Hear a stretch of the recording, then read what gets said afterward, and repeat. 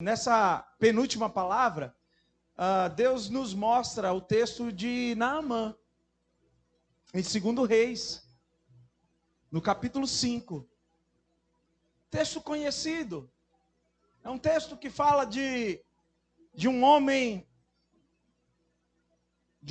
poderoso, de um homem reconhecido, de um capitão. Mas fala do que Deus fez na vida desse homem. O extraordinário alcançou a vida de Naamã. 2 Reis, capítulo 5,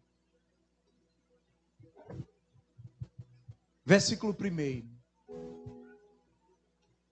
E Naamã, capitão do exército do rei da Síria, era um grande homem diante do seu senhor, e de muito respeito. Naamã não era qualquer um, era um homem respeitado, porque por ele o Senhor dera livramento aos sírios, e era este homem herói valoroso, porém leproso. E saíram tropas da Síria, da terra de Israel, e levaram presa uma menina que ficou ao serviço da mulher de Naamã. E disse esta à sua senhora: antes o meu senhor estivesse diante do profeta que está em Samaria, ele o restauraria da sua lepra. Vamos orar. Pai, aqui está a tua palavra. A minha paz e a minha tranquilidade, todas as vezes que eu prego, que eu falo a tua palavra, é que ela não precisa de defesa. Ela por si só se mantém, ela por si só faz divisão entre alma e espírito, ela por si só nunca volta vazia. Então eu apenas quero ser a tua boca, apenas eu quero ser o teu instrumento, eu apenas quero falar sem medo, assim como Micaías, o profeta Micaías. Eu quero falar aquilo que o Senhor colocar no meu coração, mas que não seja coisas do meu coração, mas que sejam palavras que saíram do teu coração para o meu coração. E que eu ensine o teu povo, e que o teu povo seja convencido pelo teu Espírito e pela tua palavra, não por mim, mas pela tua palavra, Senhor. Porque o extraordinário é um destino que o Senhor preparou para nós. E nós queremos viver o extraordinário assim como Naamã viveu. Mas para viver o extraordinário é necessário entender alguns princípios, alguns valores, sem os quais nós vamos ficar andando para trás como caranguejo. Então, obrigado, Senhor, por essa noite. Obrigado pelos filhos e filhas que aqui vieram, e que eles tenham ânimo e força para vir sempre. No nome de Jesus. Amém. Amém. Glória a Deus. O texto fala de como o Senhor realizou o extraordinário na vida de um homem. Deus é Deus de coisas extraordinárias. Um homem, diz o texto, de um valor tremendo. Um homem valoroso para os seus. Mas o texto diz que mesmo com todo esse valor, o texto diz, porém, leproso. Leproso. Irmãos, eu estou certo que você e eu, que nós nunca seremos bem-sucedidos em algo extraordinário sozinhos. Por isso a minha briga, a minha inquietação, por isso que eu pego no pé dos meninos, por isso que eu encho o saco dos meninos. Por quê? Porque eu sei que sozinho, sem eles e sem elas, eu não vou alcançar coisas extraordinárias. Ninguém alcança coisas grandes sozinho. É tolice, é burrice querer caminhar só. Sozinho, o extraordinário não se estabelece, Washington. Não. Como diz o pastor Neil, somos o resultado dos nossos encontros. Isso eu não posso esquecer. Mas qual é a realidade vivida pelas pessoas hoje? Qual é a realidade que as pessoas estão vivendo nos dias de hoje, Vanessa? Vanessa Nunes. Tanta Vanessa, tem que ir, né? E as duas estão na mesma direção. Qual é a realidade que as pessoas estão vivendo hoje? Eu quero citar 4 fatos reais que as pessoas estão vivendo hoje. E esses fatos estão levando as pessoas a ficarem cada vez mais distantes umas das outras. Eu não sei se você está se apercebendo, isso é tão notório que a coisa vai pressionando. Veja como a coisa vai pressionando. Eu lembro que há um tempo, não faz muito tempo, mas há um tempo atrás, bastava querer juntar panela que todo mundo queria estar junto. Hoje, para fazer um graça day, as pessoas elas ficam se amarrando. E elas ficam se amarrando não é por causa do dinheiro. Também, mas não é por causa do dinheiro. É porque as pessoas elas estão se distanciando. E à medida que a gente vai se distanciando, a gente não vê motivo para estar junto. E o que é que está levando as pessoas, tanto as que estão na igreja, quanto as que não estão na igreja, o que é que está levando as pessoas a se distanciarem? Cada vez mais. 4 fatos reais. As pessoas estão trabalhando mais do que nunca. Cássio, por que não veio? Estava trabalhando. Cássio, porque estava trabalhando. Rapaz, estou na escala. Escala. O meu chefe me botou. E cadê Cássio? Trabalhando. É um fato real ou não é? É um fato real. E o fato da gente estar trabalhando de uma forma exagerada, esse fato está nos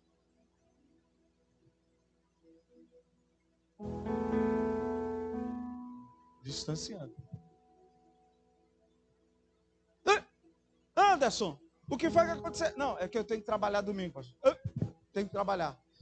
Tenho que aproveitar. Tenho que trabalhar. André, cadê você? Estou escalado. Estou trabalhando. Trabalhando. Washington. Família Barnabé. Pastor, tenho que trabalhar. Pastor, tenho que trabalhar. Eu estou falando alguma irrealidade. Eu não estou fazendo crítica nenhuma. Tá bom, irmãos? Eu não estou criticando. Eu estou pontuando aquilo que os tempos modernos esse tempo está gerando em nós. É um fato. As pessoas elas estão precisando trabalhar cada vez mais e trabalham, estão se distanciando, inclusive daqueles que moram na própria casa. É ou não é? Carlos. Cadê Carlos? Chegou cansado. Chegou cansado de onde? Do trabalho. E Carlos faltou na célula. Cadê Carlos? Chegou cansado. Cansado de onde? Do trabalho.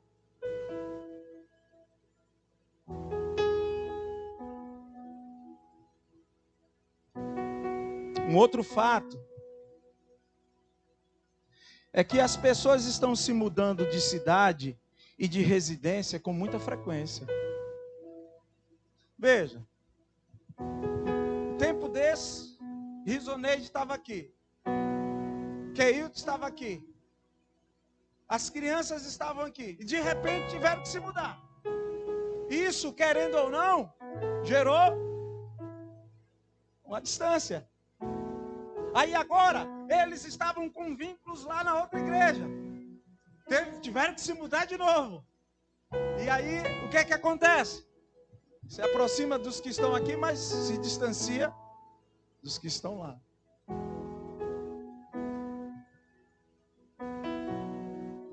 Eu não sei o que é que acontece com as pessoas hoje, mas vovó está morando no mesmo lugar há mais de 50 anos. Se você chegar na ponte que liga o centro da cidade ao bairro que eu morei, lá no interior, e você na ponte perguntar: onde é que Dona Neném mora? Aí vão dizer onde é que Dona Neném mora, porque Dona Neném está naquela residência há mais de 50 anos. As pessoas se conhecem.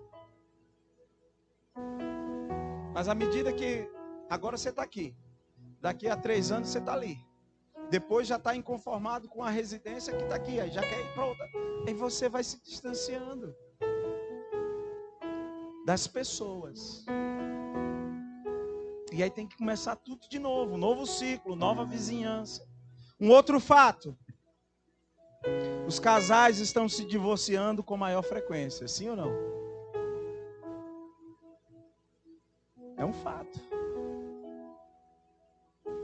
Todos esses fatos que eu estou citando aqui, esses fatos, eles estão levando as pessoas a se distanciarem, a ficarem distantes umas das outras. Agora, um outro fato que está nos levando a ficar longe. As pessoas, elas estão falando mais online do que pessoalmente. A vida online facilita, porém, vai nos empurrando para longe do outro. Porque se eu posso falar online, eu não preciso estar pessoalmente com você. E algo que era para ser utilizado só como uma ferramenta, em último caso, se tornou de uso corriqueiro. Tanto é que os membros da igreja aqui, Carlos, é o Carlos de cá, é o de cá. É que você andou faltando, Carlos, aí tem um outro Carlos. O negócio aqui é rápido, mas é o de cá. Eu estou falando com outro Carlos aqui. Tanto é, Carlos, que quando no grupo da igreja, sabe, grupo de WhatsApp é uma benção, de igreja então. Aí, hoje é aniversário de fulano. Aí começa lá, parabéns, lá no online. Ninguém tem coragem de pegar o telefone e pelo menos ligar para parabenizar. As pessoas estão dando por satisfeito o fato de botar uma mensagenzinha ali, tá bom. Essa comunicação online está nos afastando.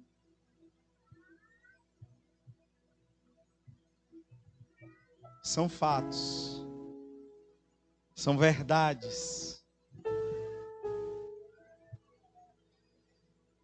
Outra coisa, irmãos, eu não sei se você está percebendo, Bruno, mas eu tenho percebido, as pessoas, elas estão ficando mais pobres. As pessoas estão ficando pobres. Nunca houve na história da humanidade tanta gente pobre materialmente. Como é que eu sei? Dada a carência material das pessoas. As pessoas, elas estão numa carência material. Olha, a carência material na vida das pessoas germina como está germinando mato no terreno da igreja.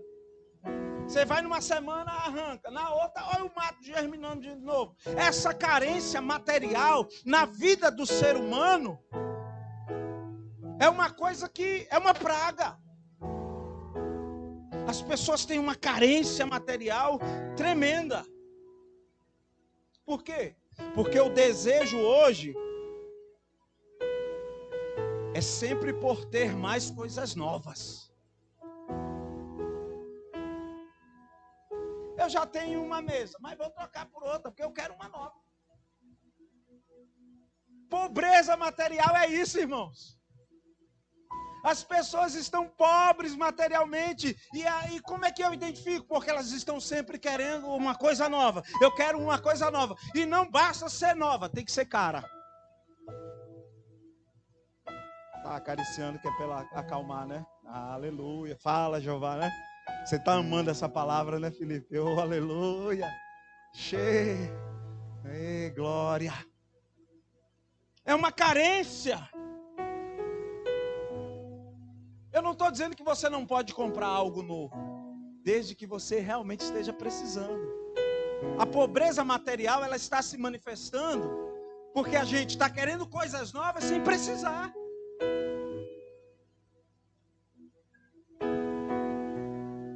É nítido. Mas não é só a pobreza. Não é só a pobreza material, sem falar na pobreza espiritual. As pessoas, elas não estão encontrando razão para a vida. Isso é fruto de uma pobreza espiritual. Tanto é que o nosso estado, no Nordeste, fica entre os primeiros em número de suicídio. Por quê? Porque as pessoas, elas estão pobres espiritualmente. Elas não têm razão para viver. E o que dizer da pobreza relacional? Hoje, amigos reais estão em extinção. Há uma pobreza relacional estabelecida na sociedade. Temos muitos amigos virtuais. Agora, amigos reais, onde eles estão? Quem são os seus e quem são os meus? Essa pobreza relacional tem atormentado a muita gente. Mas pastor, por que o senhor está dizendo tudo isso? Porque na jornada em direção ao extraordinário, é indispensável, eu vou repetir, é indispensável, na jornada em direção ao extraordinário, é indispensável o quê? Encontrar aqueles que nos melhoram.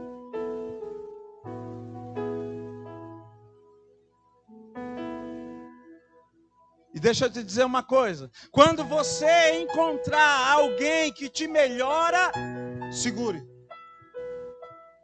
Porque é indispensável ter com você alguém que melhore você. Porque se você não tiver com você alguém que te melhore, o extraordinário não vai surgir na sua vida. Vai viver o extraordinário aqueles e aquelas que encontrar no caminho aqueles que te melhoram.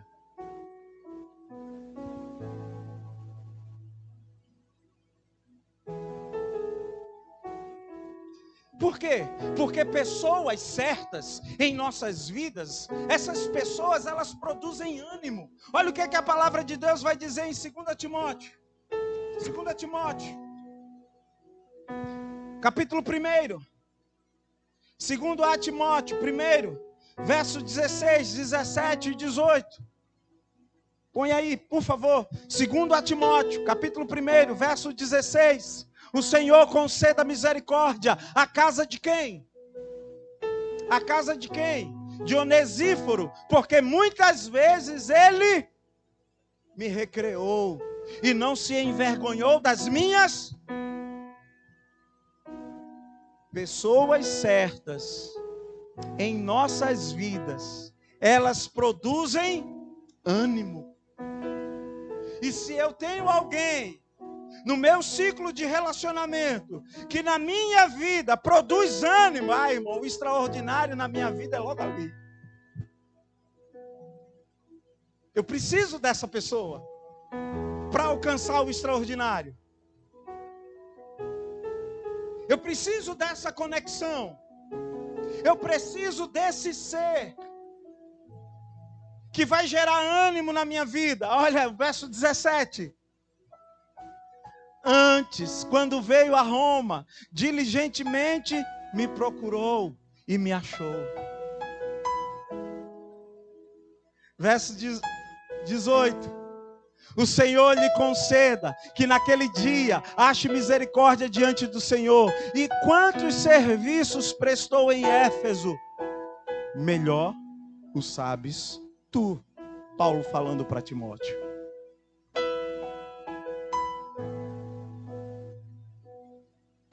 Irmãos, conexões equivocadas podem nos custar tudo o que temos. Se a gente no caminho não encontrar aqueles que nos melhoram,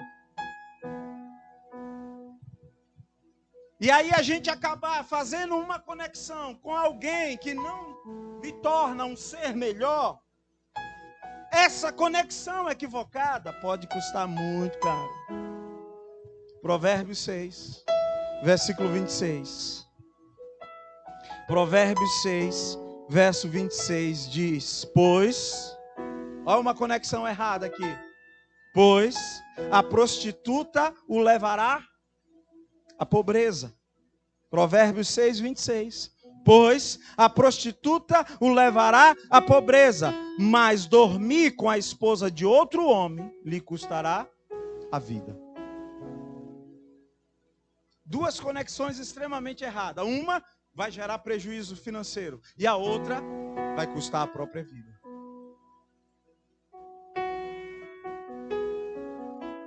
Conexões equivocadas podem nos custar tudo o que temos. Mas olha o que é que diz. Provérbios 1, verso 10. Provérbios 1, 10. Filho meu, se os pecadores te quiserem seduzir, não consintas.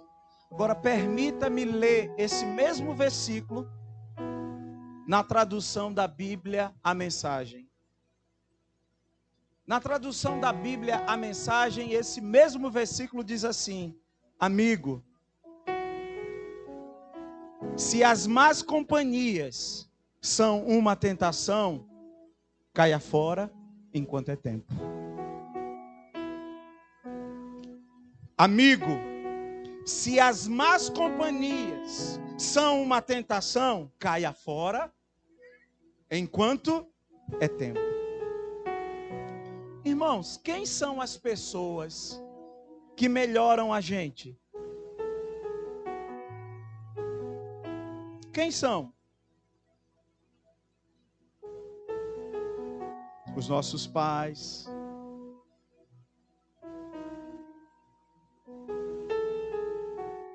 os verdadeiros pastores, as verdadeiras pastoras. São pessoas que melhoram a gente. Agora, quem são os que não melhoram a gente? Você sabe quem são eles? Os que não melhoram? Presta atenção aqui agora. Quem é que não melhora a gente? Quem é que não torna você uma pessoa melhor? Sabe quem são? São as pessoas mau caráter. Sabe quem é que não melhora a gente? As pessoas que têm uma vida enrolada. Mas pastor, eu nunca que vou caminhar com gente mau caráter. Eu nunca que vou caminhar com gente enrolada. Você não vai caminhar com mau caráter e não vai caminhar com gente enrolada se esse mau caráter e se essa enrolada ou enrolado não for uma boa companhia. Mas se o mau caráter e o enrolado for uma boa companhia, primeira coisa que você diz, ele não presta, ela não presta, tem a vida enrolada, mas o que importa é que é uma boa companhia para mim. Mau caráter, enrolado, mau caráter, enrolada, que é boa companhia, não melhora a gente. Porque não basta ser boa companhia. Muita gente está dançando aí, caminhando com gente mau caráter, caminhando com gente enrolada, porque é uma boa companhia. Quantos estão entendendo? Quantos estão se identificando? Amém.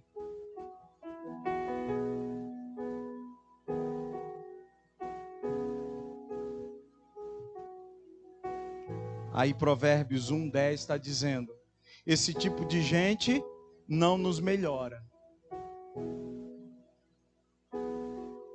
Então, o conselho é, caia fora enquanto é tempo.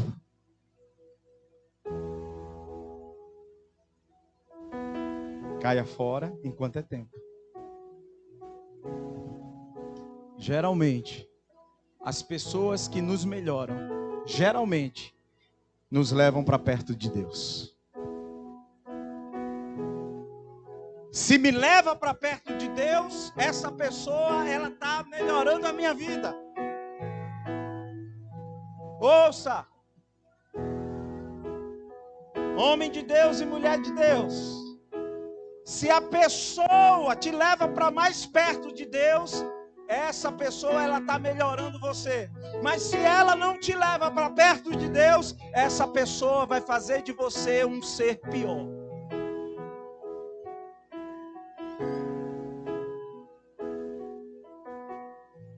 Ainda que seja uma boa companhia. Mas se é uma boa companhia e não te leva para perto de Deus, aguarda que a tua batata está assando. Uma hora você vai perceber que ela vai ficar bem queimadinha. Por quê? Porque você tem andado com gente que não te melhora. E por que não te melhora? Porque não leva você para perto de Deus. Se você anda com gente que inspira você para crescer pessoalmente, essas pessoas te melhoram. Eu quero que você cresça. E aí quando você senta para tomar um suco comigo, aí eu começo a conversar e querer saber dos seus projetos pessoais. E aí eu não começo a jogar água fria nos seus projetos pessoais. Eu começo a querer entender os seus projetos pessoais para poder te dar uma direção para que você cresça mais ainda.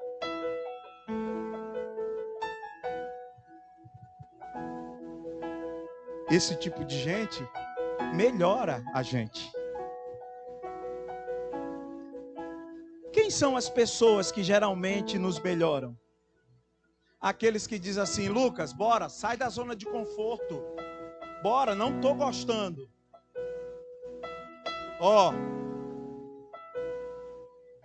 Não é por aí. Está ficando muito confortável. E quem quer a nossa melhora, arranca a gente da zona de conforto. Como eu estou fazendo com o Davison agora. É porque eu quero te melhorar. Porque o que é mais confortável? A sede, alimento prontinho, ou ir para o campo missionário? Ou seja, desinstalando você. E aqueles que querem a nossa melhora, vai tirar a gente da zona de conforto. Sempre, sempre, sempre. Aqueles que te melhoram, diz para você assim, vamos, sirva nessa causa grande. É isso aí mesmo, entra nesse negócio. Essa obra é grande e você vai conseguir. Você vai ser usada tremendamente por Deus nessa obra. Os que não nos melhoram dizem, cai fora, rapaz, isso aí é demais para você. Quem são Aqueles que nos melhoram são aqueles que nos confrontam em amor e verdade.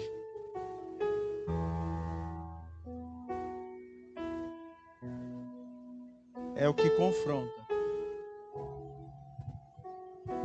Uma pessoa que melhora você é uma pessoa que confronta você em amor e em verdade.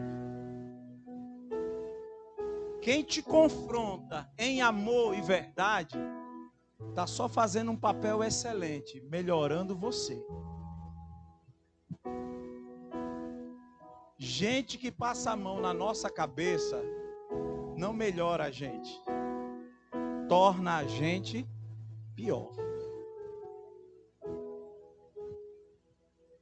Quantos estão entendendo? Todos nós precisamos de relacionamentos que nos tornem melhores. Todos nós. Todos nós. Por isso que a palavra de Deus em Atos, no capítulo 13. Atos 13.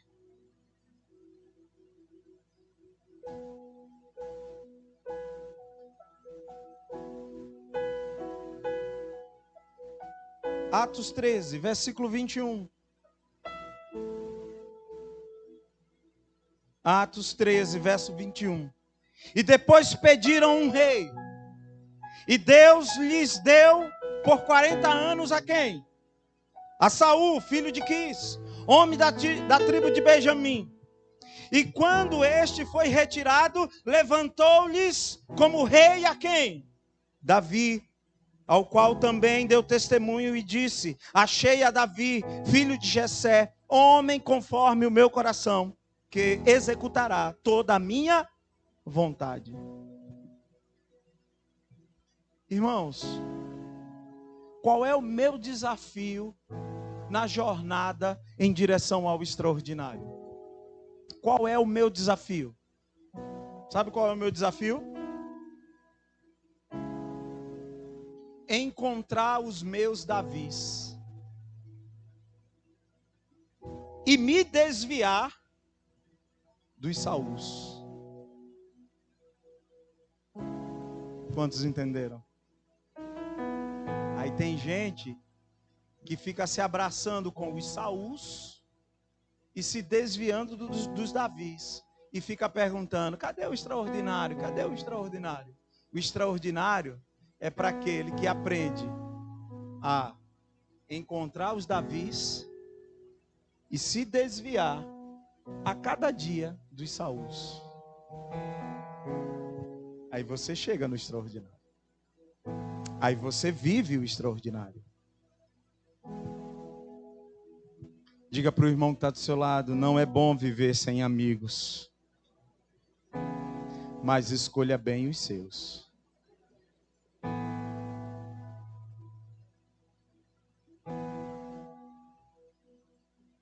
O extraordinário, ele passa inevitavelmente pelos relacionamentos. Eu vou viver o extraordinário. Por quê? Porque eu acredito em relacionamentos. Sem isso aqui, não há extraordinário. Olha, inevitavelmente, presta atenção, inevitavelmente, para se viver o extraordinário, eu preciso de relações. Preciso de relacionamentos, sem os quais não vai dar para viver. Não vai dar para viver o quê? O extraordinário. Amém? Viver o extraordinário, Roberto, está ligado a bons relacionamentos. Escolha bem os seus. Escolha bem os seus. Por quê? Porque uma vida medíocre está ligada a maus relacionamentos. Quando você vê alguém que seja da igreja ou não da igreja, presta atenção, Quando você vê alguém, para não dizer que é só da igreja, quando você vê alguém da igreja ou não da igreja, com uma vida medíocre, veja com quem se relaciona. É só ver, só observar. Os relacionamentos dessa pessoa são maus relacionamentos. O ambiente de trabalho, você tem um funcionário exemplar e você tem o medíocre. É só observar no ambiente de trabalho com quem ele se relaciona. Você logo vai descobrir porque um é medíocre, é por causa dos maus relacionamentos. E você vai perceber o outro, o excelente, por causa de bons relacionamentos.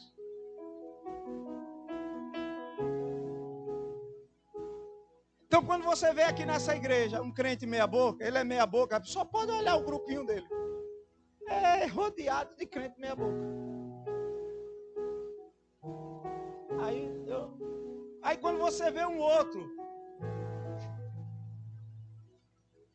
o doido, você pode olhar em volta. Pode ver que a turma que anda com ele também é a turma do... não pode ser diferente. Mateus começa a andar demais com os meninos lá do coqueiral que vêm uma vez a cada 6 meses, que ele vai começar a vir uma vez a cada 6 meses. É ou não é? É óbvio. Agora, como é que eu vou encontrar as pessoas que nos melhoram? Como nós encontraremos essas pessoas? Sabe como é que a gente encontra? Guarde esses princípios. Vamos lá, 2 Reis 5, verso 1. Foi só a introdução.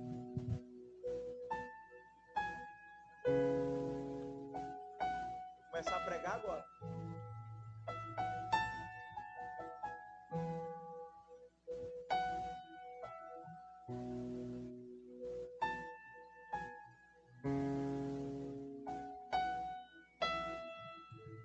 Segundo Reis 5, verso 1. E Naamã, capitão do exército do rei da Síria, capitão. Como é que eu vou encontrar pessoas que me melhoram, que vão me tornar um ser melhor? Eu preciso entender esses princípios aqui, ó. E Naamã, capitão do exército do rei da Síria, grande homem, diante do seu senhor e de muito respeito, porque por ele o Senhor dera livramento aos sírios.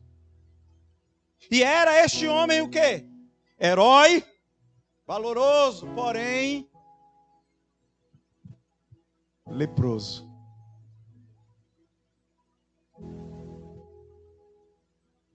Quando eu entendo que realidades mudam, eu encontro pessoas que me tornam um ser melhor. Capitão, tá, mas a realidade mudou. Leproso. Quem não entende que realidades mudam, não melhora.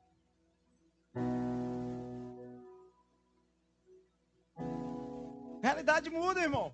Aqui hoje, estamos num culto só. Mudou. E quando eu entendo que realidades mudam, nesse caminho eu encontro os que me tornam um ser melhor. Mas não só isso. Versículo 2 e 3.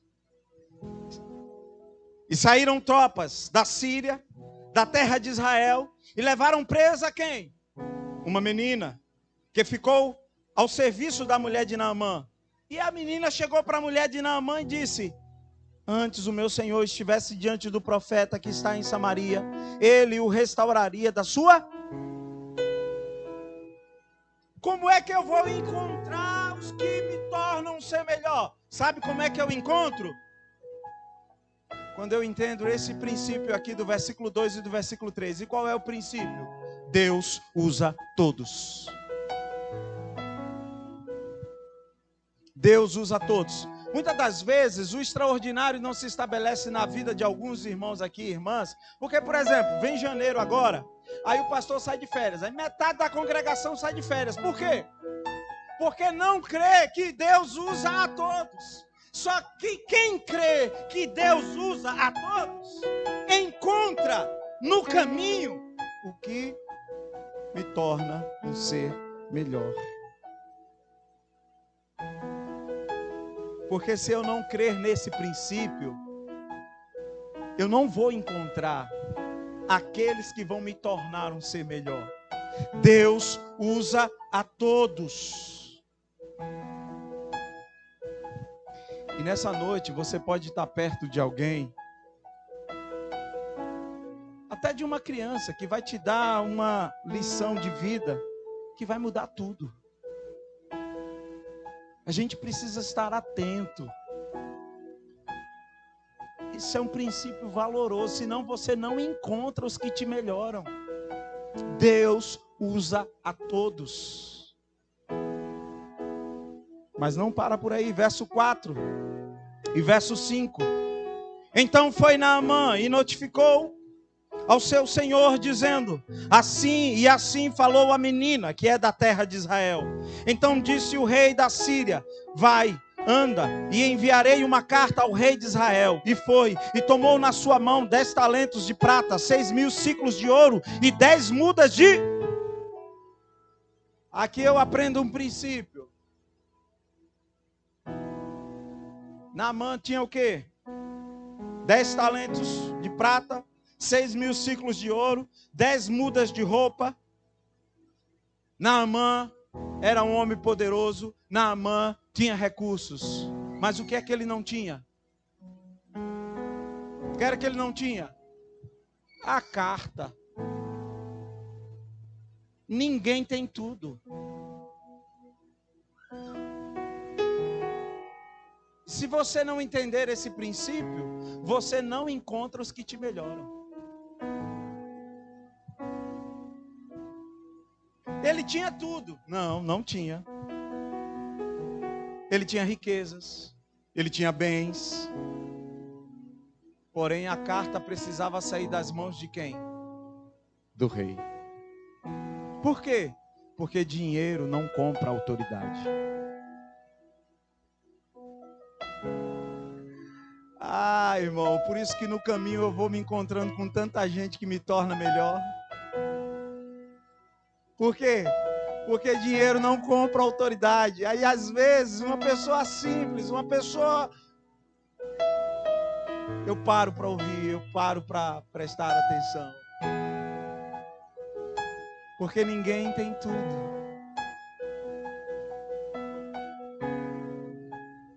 Mas não para por aí, vamos continuar. Verso 8 e 9. Sucedeu, porém, que ouvindo Eliseu, homem de Deus, que o rei de Israel rasgara as suas vestes, mandou dizer ao rei: por que rasgastes as tuas vestes? Deixa ouvir a mim, e saberá que há profeta em Israel. Verso 9. Veio, pois, Naamã com os seus cavalos e com o seu carro, e parou à porta da casa de Eliseu. Quarto princípio: tem sempre um homem de Deus na história de Deus. Você vai encontrar os que te melhoram se você entender isso. Na história que Deus projetou para você, sempre haverá um homem de Deus. Sempre. E esse homem de Deus necessariamente não é o pastor.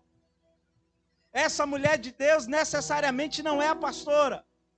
Mas sempre haverá um homem de Deus na história de Deus. Se Deus começou uma história na tua vida, Ele vai estabelecer uma pessoa de Deus na tua vida. Sempre. Sempre. Mas ainda tem o verso 10. Então Eliseu lhe mandou um mensageiro dizendo: vai e lava-te 7 vezes no Jordão, e a tua carne será curada, e ficarás...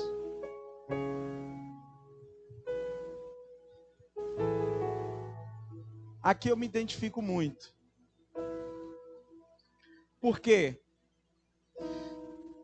Porque eu sou um pastor das entrelinhas. Eu gosto muito de ler nas entrelinhas. Eu gosto muito de te ouvir. E à medida que você está falando comigo, eu estou prestando atenção nas entrelinhas do que você está falando. Eu me identifico muito. Por quê? Porque a obediência, ela se manifesta nos detalhes. Vá e se lave no rio. No detalhe. Eu encontro os que me tornam melhor no detalhe. E aqui eu abro um parêntese para contar uma experiência que eu vivi ano passado. Quando eu fui ao Rio de Janeiro, visitar a Igreja Batista Betânia, eu fiquei encantado. Mas eu fiquei encantado com uma coisa. Eu fiquei encantado com um detalhe. Como um homem da envergadura do pastor Neil passa o dia todo me servindo.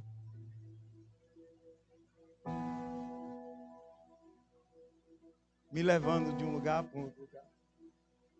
Um homem daquela envergadura, será que não tinha uma agenda? Aí eu encontrei alguém que me torna melhor. Porque a obediência se manifesta no detalhe. É assim que a gente encontra aqueles que nos melhoram.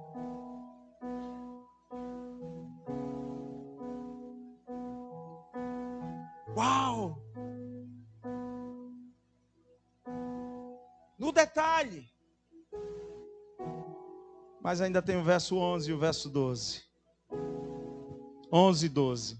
Porém, Naamã muito se indignou e se foi dizendo: eis que eu dizia comigo, certamente ele sairá, por-se-á em pé, invocará o nome do Senhor seu Deus, e passará a sua mão sobre o lugar, e restaurará o leproso. Aí ele ainda continua. Verso 12. Não são porventura Abana e Farpar, rios de Damasco, melhores do que todas as águas de Israel? Não me poderia eu lavar neles e ficar purificado? E voltou-se e se foi com indignação. Reações negativas sabotam o milagre.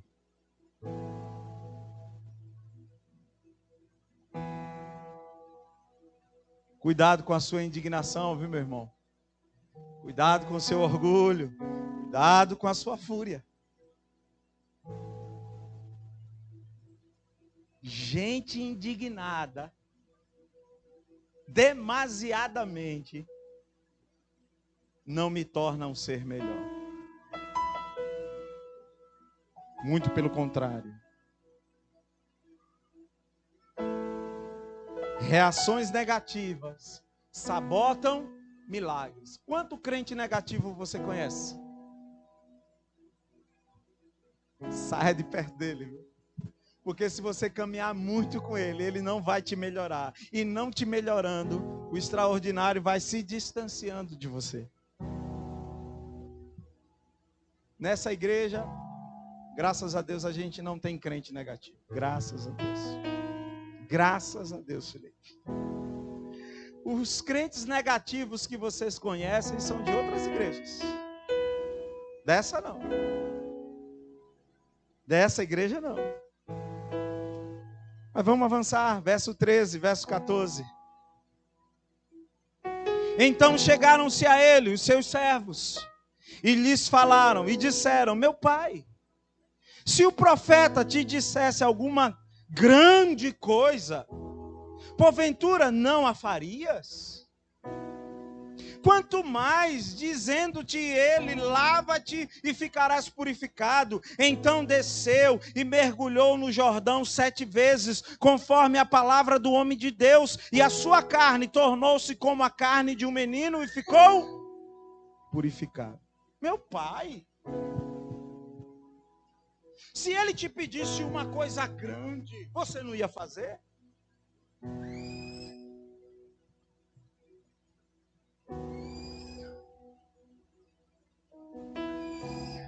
Guarde isso no seu coração.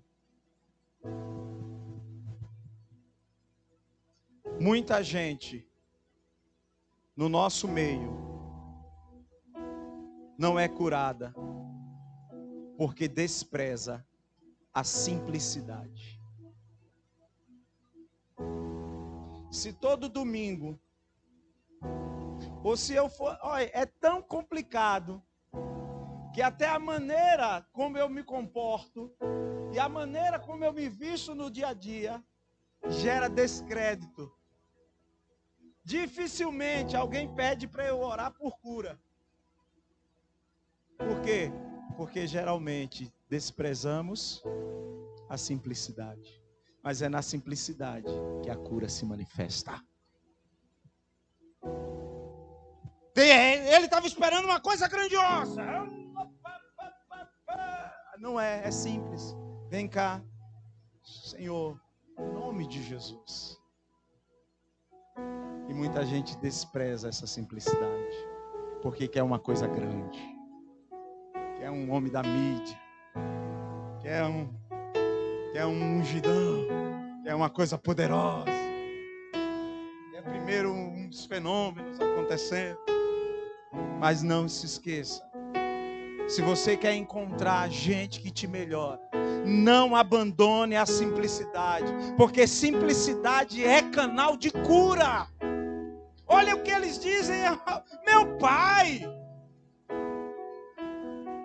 Se o profeta te dissesse alguma coisa grande, só porque ele pediu uma coisa simples.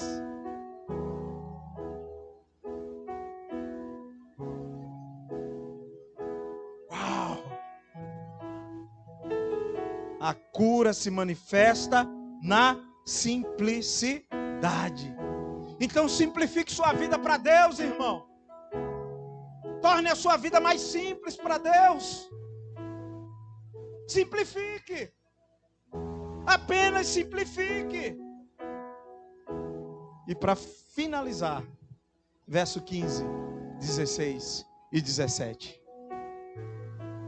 Agora curado, então voltou ao homem de Deus, ele e toda a sua comitiva, e chegando, pôs-se diante dele e disse: eis que agora sei que em toda a terra não há Deus senão em Israel. Agora, pois, peço-te que aceites uma bênção do teu servo.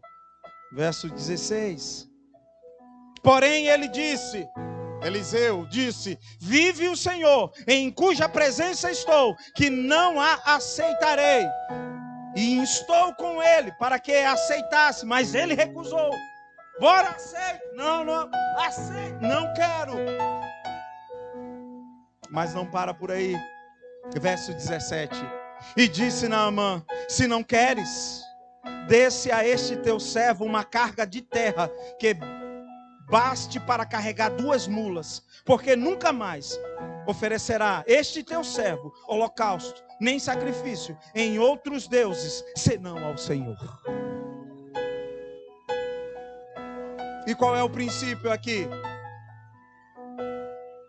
Pessoas que me tornam um ser melhor são pessoas que não abandonam a honra. Honra e gratidão.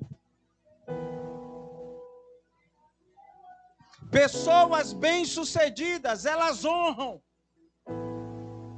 Não é porque agora ela se tornou bem-sucedida que ela não honra, não. Quanto mais bem-sucedido é o ser, mais ele honra e mais ele agradece. Gente que vive desonrando é gente que a gente precisa caminhar longe. Gente ingrata, a gente precisa se distanciar. Por quê? Porque esse tipo de gente não nos melhora.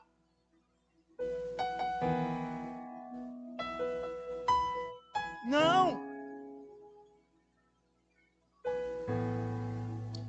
toma aqui uma oferta. Eliseu, vive o Senhor, eu não quero a tua oferta. Toma aqui. Não. Mas eu quero te honrar. Porque quem quer honrar, encontra uma saída para honrar. Presta atenção. Quem quer honrar, mesmo diante do homem de Deus se recusando a receber, quem quer honrar encontra uma saída. Presta atenção. Já que o Senhor não aceita a minha oferta, eu posso levar um pouco da terra que o Senhor pisa, porque de alguma forma eu quero te honrar. Uau!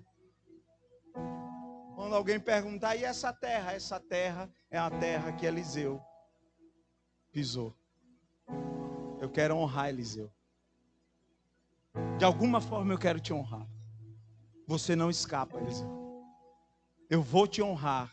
E eu sou grato pelo que Deus fez na minha vida através de você.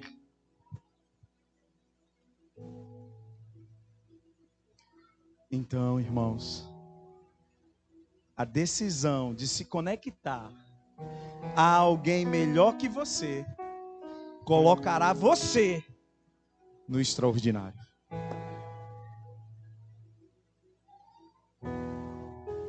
Eu vou me conectar a alguém melhor do que eu. E me conectando a alguém melhor do que eu. Essa conexão com esse alguém que é melhor do que eu. Essa conexão vai me colocar dentro do extraordinário. Aleluias. Glória a Deus. E quem foram as duas pessoas melhores do que Naamã? Quem foram? Primeiro, a menina, a escrava. Os seus servos. E essencialmente, Eliseu, o profeta. Eu pergunto a você, ao se conectar com pessoas melhores do que ele, Naamã voltou para a Síria, melhor ou pior? Vocês não ouviram.